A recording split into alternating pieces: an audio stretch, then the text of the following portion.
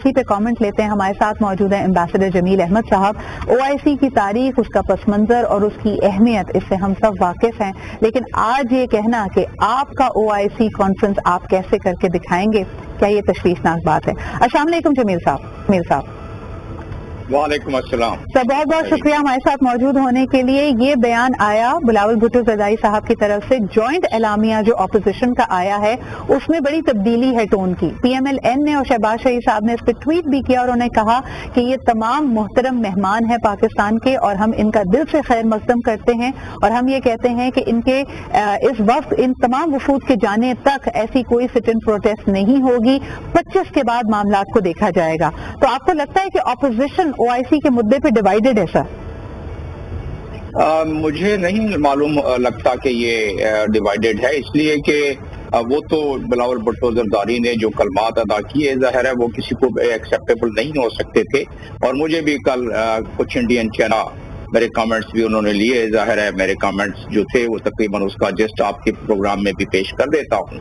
वो ये है कि बिलावल भुट्टो ज़रदारी और उनके साथ शहबाज शरीफ भी खड़े थे।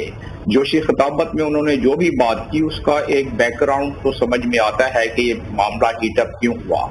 जब कॉन्स्टिट्यूशन की दस्तूर पाकिस्तान की पासदारी न हो तो उसमें पॉलिटिकल लीडर्स को झुंझलाहट तो होगी, लेकिन दूसरे लम्हे ही बिलावल भुट्टो ज़रदारी के इसको पर्सन ने बड़े वाज़ेह अल्फाज में कह दिया कि हम तो बिल्कुल ओआईसी के फेवर में हैं और ओआईसी हम इसकी फैसिलिटेशन में शाह महमूद को वेलकम करना चाहते हैं, और उन्होंने बड़े वाज़ेह अल्फाज में उनके स्पोक्स। लेकिन बिलावल भुट्टो को मैं समझता हूँ खुद चाहिए था कि वो खुद इसके बारे में बयान देते बजाय कि अपने स्पोर्ट्स पर्सन अपने बिल्कुल सही करिए। जमील साहब, एक आपने कल स्टेटमेंट देखी होगी foreign minister of Pakistan Shah Mahmood Qureshi साहब की। उन्होंने एक तरह से रिक्वेस्ट करते हुए और एक तरह से ये मशवरा दिया बिलावल भुट्टो ज़रदारी साहब को कि भारत ओआईसी की इस कॉन्फ्रेंस के खिलाफ है, बहुत सारी बैरूनी ताकतें और कुव्वतें नहीं चाहती कि ये कॉन्फ्रेंस पाकिस्तान में हो और पाकिस्तान अपना असर और रसूख इस्तेमाल करे, दुनिया की बदलती हुई सूरत हाल में एक का फाल किरदार हो,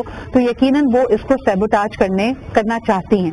और उन्होंने बिलावल भुट्टो ज़रदारी साहब को कहा कि आप भारत के इन मज़मूम अज़ाइम का आलाकार ना बने। आप इस स्टेटमेंट को कैसे देखते हैं? ये पॉलिटिकल स्टेटमेंट के तौर पर मैं इसको सिर्फ देखता हूँ क्योंकि यही हमारे फॉरेन मिनिस्टर साहब हैं, बड़े काबिल एहतराम भी हैं और काबिलियत भी रखते हैं। उन्होंने यही मशवरा इसको कुछ 3-4 दिन पहले दिया था अपोजिशन को कि देखिए अफगानिस्तान के क्या मसाइल चल रहे हैं, यूक्रेन के क्या मसाइल चल रहे हैं, दुनिया में महंगाई कितनी बढ़ रही है और हमारे तो पाकिस्तान की क्या सूरत हाल है, तो लिहाजा आप लोग जलसे जुलूस वगैरह न करें, बल्कि पाकिस्तान को एक मुस्तहकम रहने दें। ये उन्होंने मशवरा दिया था, जिसका मतलब ये था कि ये जो अपोजिशन ने एक अपनी अलायंस की हुई है हुकूमत को डिसलॉज करने के लिए नो कॉन्फिडेंस वोट के जरिए, उसको न किया जाए। मतलब ये है कि वो जो इस बयान को अगर अलहदगी से देखा जाए, अलहदा करके देखा जाए कि ओआईसी को सैबोटाज करने में इंडिया की तो कोशिश होगी कि ओआईसी अगर पाकिस्तान में जो हो रही है ओआईसी वो एक रूटीन के मुताबिक हो रही है। वो आर्टिकल 10 है ओआईसी चार्टर का, उसका चैप्टर 5 है, उसके तहत काउंसिल ऑफ फॉरेन मिनिस्टर की मीटिंग मेंबर स्टेट्स में होती है और मेंबर स्टेट्स इस सिलसिले में मेजबानी के प्राइज अंजाम देते हैं। बिल्कुल सही। साहब, आप हमारे साथ लाइन पे ही रहिएगा। अभी हम जिक्र कर रहे थे foreign minister of Pakistan Shah Mahmood Qureshi साहब हमारे साथ लाइन पे मौजूद हैं। अस्सलाम वालेकुम सर, बहुत कॉम्प्लिकेटेड सिचुएशन इस वक्त इस्लामाबाद की लग रही है। Do you see this as relief के अपोजिशन जमातों ने अब कहा है कि जब ये वफूद चले जाएंगे ओआईसी की, उसके बाद इन मामलात को उठाया जाएगा 25 तारीख के बाद। आप समझते हैं कि बेटर सेंस हैज प्रिवेल्ड? मुझे तो सिचुएशन कॉम्प्लिकेटेड नहीं दिखाई देती, मुझे सिचुएशन बहुत स्ट्रेट फॉरवर्ड दिखाई देती है। मैं समझता हूँ कि ऑपोजिशन का एक नी जर्क रिएक्शन था, बिलावल की बदचगाना गुफ्तगू थी कि हम धरना देंगे, ओआईसी नहीं होने देंगे।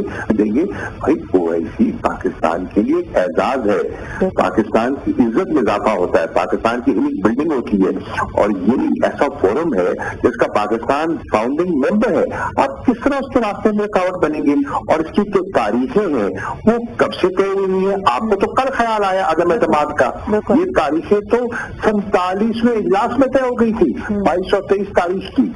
और आप दावतनामे देखें कब अरसाल हुए। तो ये अच्छा हुआ कि किसी समझदार ने समझाया और इन्होंने अपने फैसले पर नजरसानी की। फिर मैं हैरान हूँ का आया कि ये तो हमारा कारनामा है। भाई ये पाकिस्तान का है, आप उसका एक हिस्सा है। सब जमातों ने, पीपल्स पार्टी ने अपना रोल प्ले किया होगा, दीगर जमातों ने अपना रोल प्ले किया होगा, तहरीक इंसाफ ने अपना रोल प्ले किया। 19 दिसंबर को स्पेशल इजलास बुलाया अफगानिस्तान पे, ये जो खुसूसी अब इजलास हो रहा है, हर पार्टी ने कंट्रीब्यूट किया है।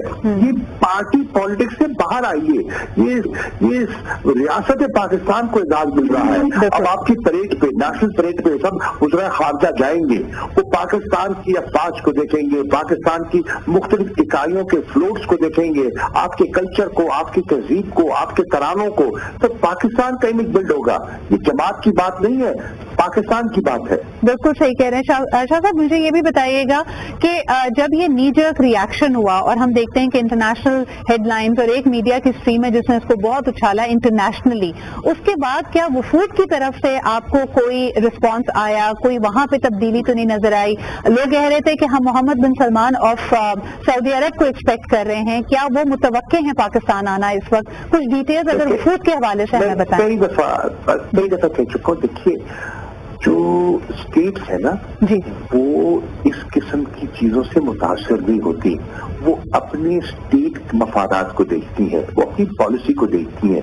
आज पाकिस्तान से जो एंगेज किया जा रहा है ना, तो उसके पीछे मेहनत है, यकलख नहीं हुआ, ये इसके पीछे एक डिप्लोमेटिक स्पेड वर्क हुआ है। तो वो इंशाल्लाह सब आ रहे हैं और कोई मुतासर नहीं होगा। वो जानते हैं सियासत है, वो जानते हैं it's a storm in a tea cup, वो बिल्कुल आएंगे। नंबर 1। नंबर 2, मैं वजाहत कर चुका हूं कि ये इजलास है और दावतें जो है ये वज़ीर खारजा की है, और वज़ीर खारजा सऊदी अरब के इंशाल्लाह जो वजीर खारजा है वो तशरीफ ला रहे हैं। बिल्कुल सही। शाह साहब, एक और सवाल होगा पॉलिटिक्स के हवाले से भी। आपको लगता है ये जो नी जर्क रिएक्शंस हैं और ये जो उजलत का, बेसब्री का मुजाहरा किया जा रहा है कि तीर को ही करें, क्या इनके आपसी धड़े फैक्शंस में दरार पड़ रही है? अगर नंबर गेम पूरी है तो फिर बेसब्री क्यों? बहुत उम्दा बात आपने कर दी। जब आप कह रहे हैं आपके पास नंबर्स पूरे हैं, 172 नहीं, आपके पास 196, 200 के करीब है, तो फिर घबराहट किसकी? आपने उनको अपने बगल में ले रखा है, आपने सिंध हाउस खोल रखा है, सिंध का हाउस में जो कुछ हो रहा है हमारे इल्म में है, जो वहाँ जो किस्म की जो लवाजमात जो पेश हो रहे हैं, मशरूबात, वो सब कुछ हमारे इल्म में है। अब सवाल ये है कि आप घबराइए मत।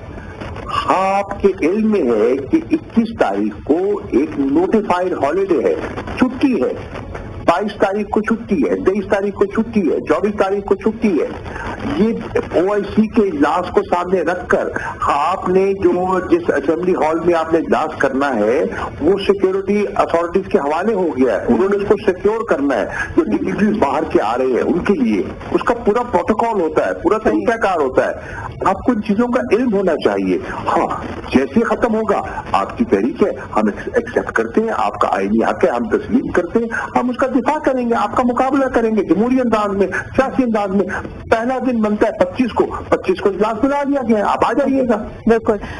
तो मुझे ये बताइए कि इस वक्त जो सूरत हाल है, कल मालाकंड में खिताब किया वजीर आजम साहब ने, क्या ये जो सिंध हाउस में मौजूद थे MNAs PTI के, इनसे कोई राब्ता हुआ है? क्या कोई वापसी के दरवाजे इनके लिए खुले हैं?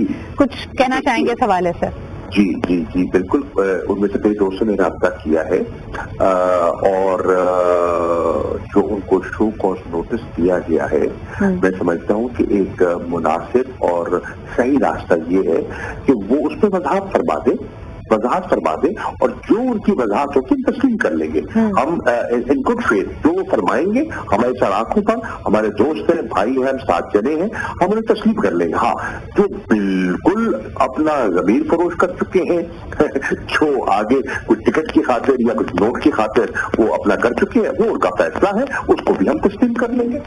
लेकिन आपको नहीं लगता कि जो गम और गुस्से का इजहार कारकुनों ने किया है और अभी तक हमारे सामने है कि पहले तो ये बात की जा रही थी कि हुकूमत ने पहले अंसार फोर्स के जो लोग मौजूद थे पार्लिमानी ऑफिसर्स में उनको तो रिहा कर दिया गया, पीटीआई के कई कारकुनान को अभी भी रिहा नहीं किया गया, उनकी ड्यू डिलिजेंस हो रही है और लोगों में गम और गुस्सा भी है। शाह साहब तो क्या कहेंगे, अब चीजें किस नहज को पड़ रही हैं?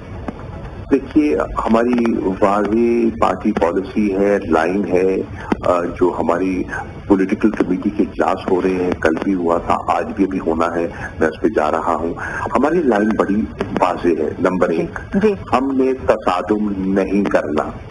नंबर 2, हमने किसी मोअज़्ज़ज़ मेंबर को अपने वोट के हक से बेजा महरूम नहीं करना। ये उनका हक है, जैसे इस्तेमाल करना चाहे। ये कह रहे हैं ना कि हम रुकावट बनेंगे और लोगों को समुंदर को अबूर करना पड़ेगा, कोई ऐसी बात नहीं है। जो वोट देना चाहता है अपने जमीर के मुताबिक वोट दे, और कोई जमीर फरोशी करना चाहता है तो आप और मैं उसको रोक नहीं सकते, हम उनका पहरा नहीं दे सकते, हम उनके पाँव में बेड़ियां नहीं डाल सकते। गो आइन वाजे है, कानून वाजे है, मैंडेट वाजे है, और जिन्होंने बरमला इजहार किया है उनके खिलाफ एक अवामी रद्द अमल भी आया है, उनके हक के लोगों ने उनके खिलाफ एहतजाज भी किया है। क्योंकि लोग कहते हैं अब मुंतखब हुए हो पीटीआई की टिकट पर और वोट देना चाहते हो पीटीआई के चेयरमैन के खिलाफ, ऐसा होता नहीं है। बहुत बहुत शुक्रिया शाह महमूद कुरैशी साहब, फॉरेन मिनिस्टर ऑफ पाकिस्तान हमारे साथ मौजूद थे। आपका इस बड़े ही अहम इशू पे कमेंट करने का बहुत बहुत शुक्रिया।